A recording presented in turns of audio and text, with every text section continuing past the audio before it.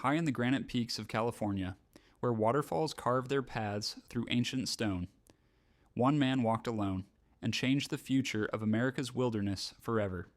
This is the story of John Muir, the man they call the father of the national parks. John Muir was born in 1838 in the small town of Dunbar, Scotland. His childhood was filled with wild coastlines, wind, and the rugged beauty of the North Sea. But at age 11, his family moved across the Atlantic to the frontier forests of Wisconsin. Life was hard. Muir spent long days farming and clearing land, yet nature always called to him.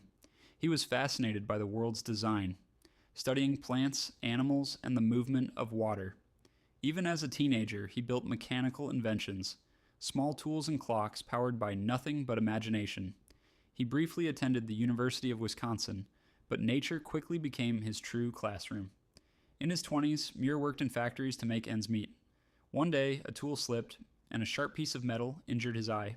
He went blind for weeks.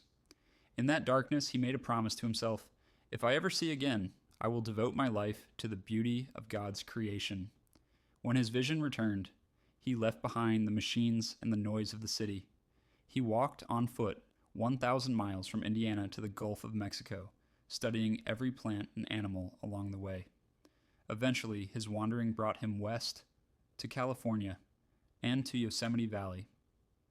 The moment John Muir stepped into Yosemite, he felt he had entered a cathedral, towering granite cliffs, rivers that roared and whispered, giant sequoias that had stood for thousands of years.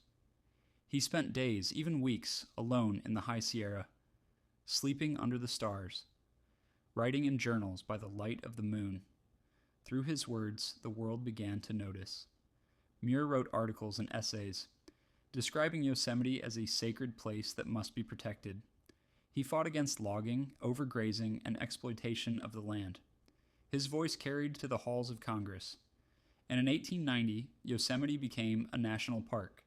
Muir's passion didn't stop there. He co-founded the Sierra Club in 1892, giving nature a permanent advocate.